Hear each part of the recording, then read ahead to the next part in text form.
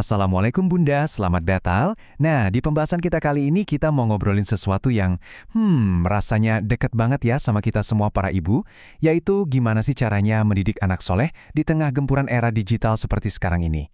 Yuk kita mulai? Oke, kita awali dari sebuah pertanyaan yang jujur dalam banget sih ini buat kita renungkan sama-sama.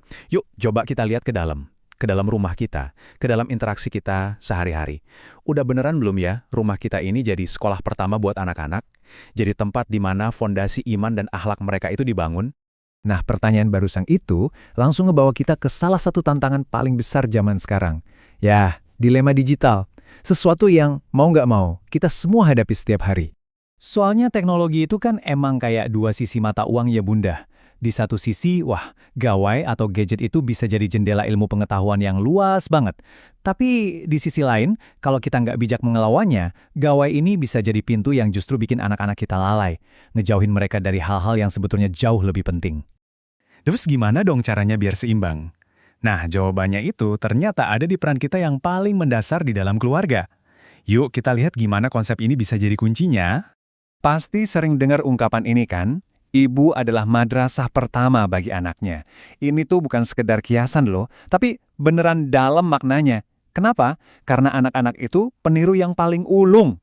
Mereka tuh nggak cuma dengerin apa yang kita omongin, tapi mereka menyerap semua yang kita lakuin. Cara kita ngomong, cara kita bereaksi, bahkan cara kita ibadah, itu semua jadi kurikulum utama di sekolah pertama mereka.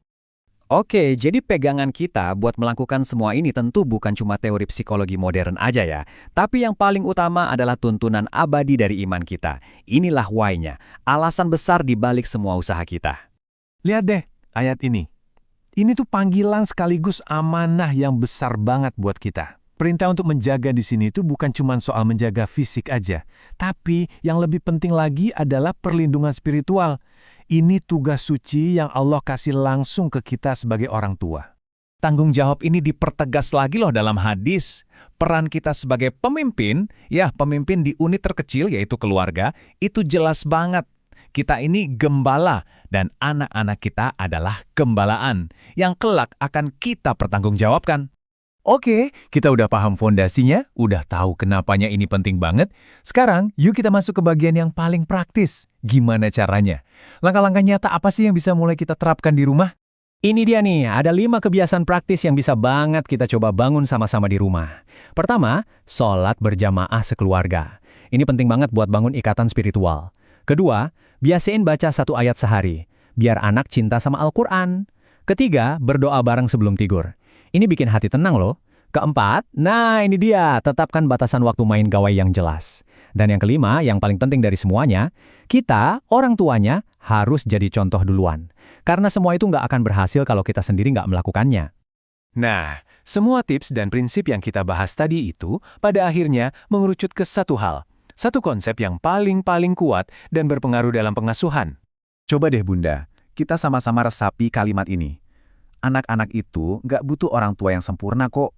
Mereka cuma butuh orang tua yang hadir dan bisa jadi contoh. Ini tuh melegakan banget ya, tapi sekaligus powerful. Jadi tujuannya bukan jadi ibu yang tanpa celah, tapi tujuannya adalah untuk hadir. Hadir secara fisik, hadir secara emosi, dan hadir secara spiritual. Kehadiran dan teladan kita inilah yang akan membentuk mereka, bukan kesempurnaan kita.